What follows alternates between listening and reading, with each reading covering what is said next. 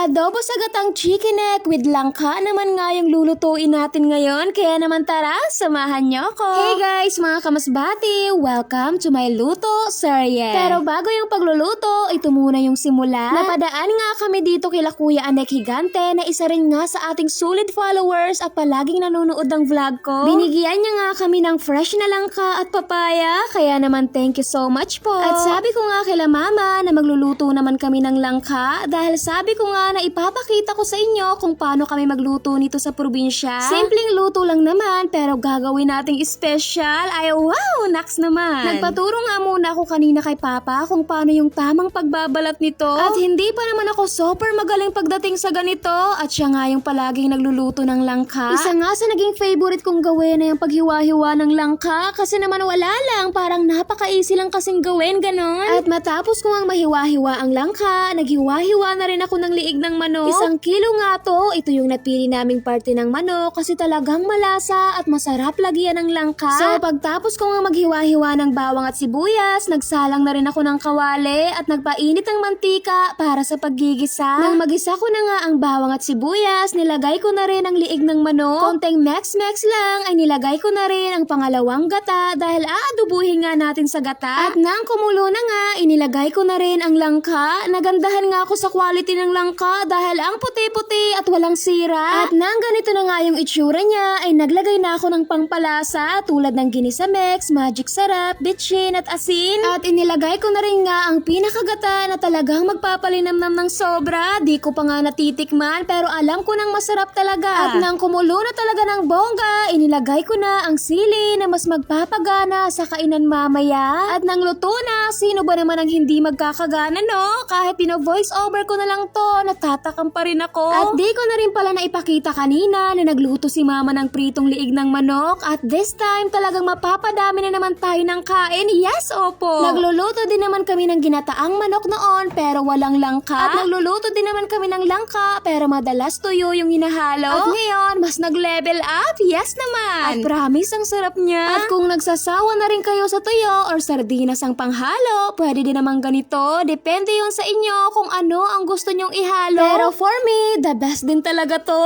At para mas mag-level up pa talaga ang lasa, native na manok ang lutuin nyo with langka. Ay, ewan ko na lang talaga kung magda-diet ka pa. At masarap nga sa ganitong luto ang medyo maanghang. Pero kung gusto mo yung sobrang anghang talaga, eh maglagay ka ng madami. At ang isa nga sa pinakamasarap ay ang sabay-sabay kayong kumakain ng pamilya mo. Kahit tuyo lang yung ulam, the best pa rin pagsama-sama kayo. So shoutout nga pala kay De Los Reyes Yan Malunes, kay Michael, kay Marilo M. Lobos, kay Yams Red, kay Lance Floyd Lopez, kay Hugot Vlog, kay JR Aban Castillo, kay Renzel Mira Peracolomna, kay Joel Asocro, kay Nico Hando, kay Joey Sinita, and last sa Bird DY TV. Yun lang, thanks and God bless. Bye!